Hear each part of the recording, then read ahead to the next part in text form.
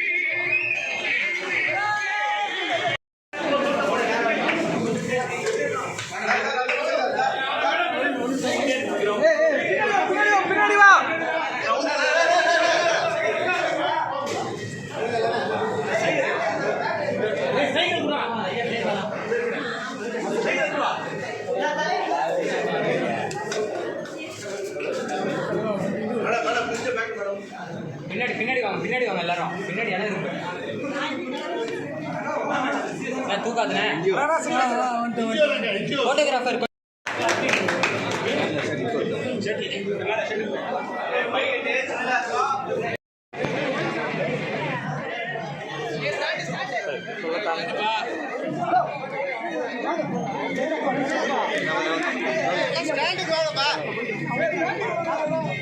ஸ்டாண்டுக்கு வாடா.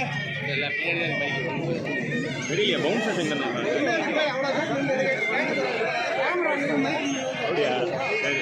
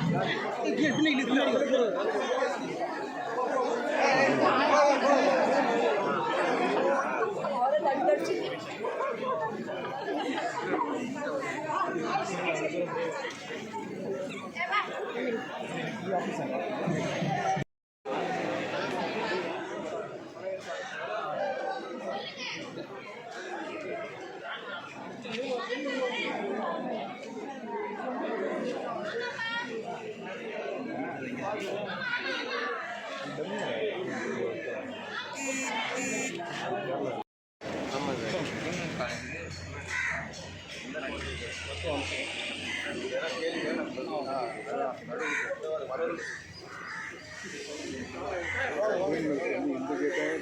முன்னாடி அது வந்து அது முன்னாடி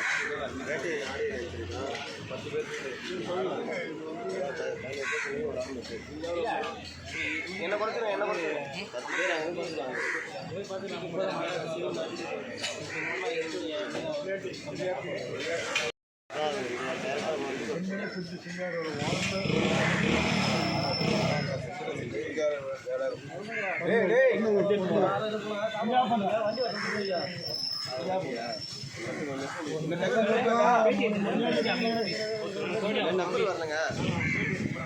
கொஞ்சம் அமைதி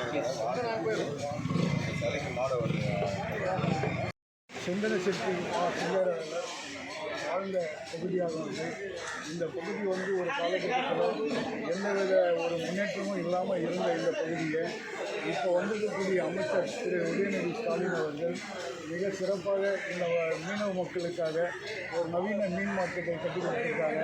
ஏற்கனவே கட்டி மீன் மார்க்கெட்டு அது சிதலம் அடைந்ததை புதுப்பிச்சு மக்களுக்கு வந்து மின்சார வசதியோடு இதை செய்து கொடுத்துருக்கிறது மீனவ பெண்களுக்கு மிகப்பெரிய வசதியாக இருக்குது. அது இல்லாமல் இந்த பகுதியில் வந்து விளையாட்டுத் துறையில் ஆர்வம் இல்லாத பிள்ளைகளை ஊக்கப்படுத்துறதுக்காக வேண்டி 5வது தெருவில் உள்ள மாநகராட்சி பள்ளியில் ஒரு மிகப்பெரிய விளையாட்டு திடலை வந்து அவர் கட்டி கொடுத்துருக்காரு. அது விளையாட்டு திடல் மட்டும் இல்லை, அதில் வந்து டென்னிஸ், கேரம், பேட்மிண்டன் அந்த வாலிபால் இன்னும் பல வசதியான விளையாட்டுகளை விளையாடுவதற்கான வசதிகளை அவங்க செய்து கொடுத்துருக்காங்க. அது இல்லாமல் பக்கத்தில் வந்து ஒரு பால்வாடி பள்ளி இருக்குது. அந்த பால்வாடி பள்ளியை வந்து புதுப்பிச்சு அந்த பிள்ளைங்க விளையாடுறதுக்கான உபகரணங்களெல்லாம் ஏற்பாடு பண்ணி கொடுத்தாங்க. இதுக்கெல்லாம் பெரிய காரணம் பகுதியில் சிவகுமார் என்ற ஒரு தலைவர் தான் அதுக்கு வந்து காரணம். அங்கே அவரோடு சேர்ந்து இணைந்து இந்த பகுதியில் உள்ள கமிட்டி மெம்பர்கள், அதாவது பஞ்சாயத்தாளர்கள் வந்து இன்னும் முக்கியமான காரணமாகும். எங்களுக்கு மிகப்பெரிய பிரச்சனை ஏதாவது கோரிக்கை என்னவென்றால், அவர் வாழ்ந்த டேவிங்டன் பகுதி அங்கே வந்து 84 மீனவ குடும்பங்கள் அவரோடு சேர்ந்து வாழ்ந்தார்கள். அந்த 84 மீனவ குடும்பங்கள் தான் இப்போ இடம்பெயர்ந்து இந்த நெடுக்குன்ற பகுதியில் வந்திருக்கு.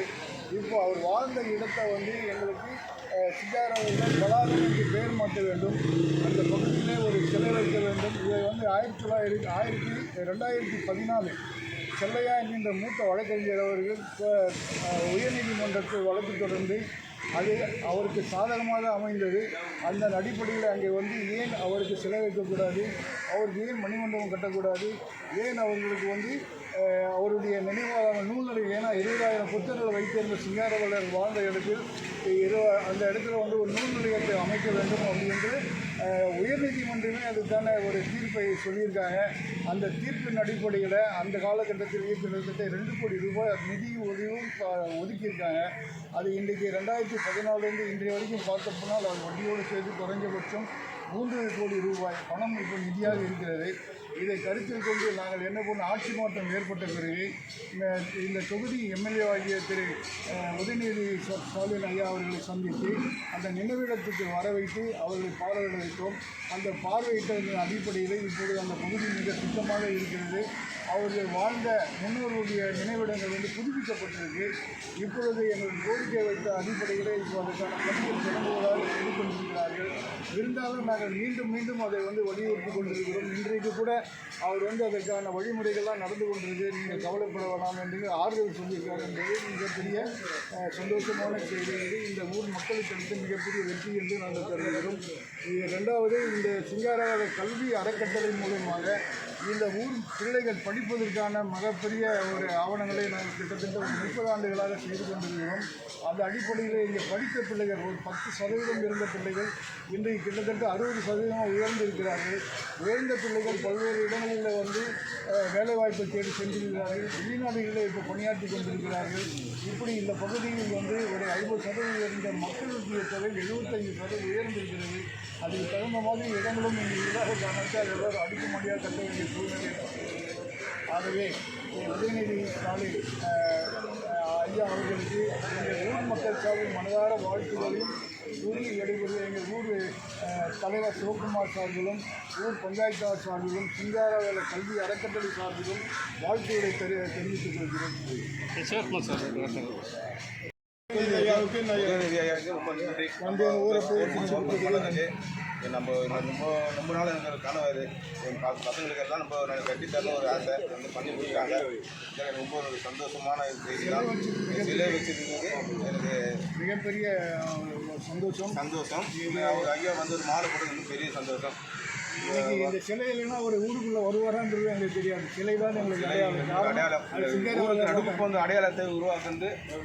அது மட்டும் இல்லாமல் ஜல்லிக்கட்டு காலகட்டத்தில் வந்து மிகப்பெரிய அடிக்கடி சண்டை நடக்கும்போது அனைத்து மக்களும் சிதறி ஓடி வரும்போது இந்த ஊர் மக்கள் தான் அவர்களை ஆறுதல் ஜல்லிக்கட்டு மக்கள் அவ்வளோ ஆறுதல் கொடுத்தாங்க. ஆதரவு கொடுத்து வழிமுறை செய்தவர்கள் இந்த ஊருடைய மக்கள் தான், நடுக்குப்பா மக்கள் தான் என்பது இதில் வந்து குறிப்பிடத்தக்கது.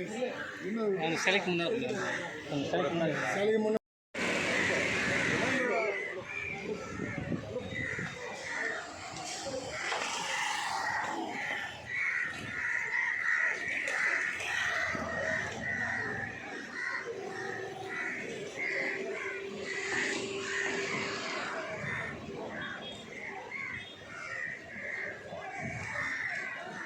யூடியூப் பார்த்தாது ஆன்லைன் பிரிண்ட் மீடியா எல்லாமே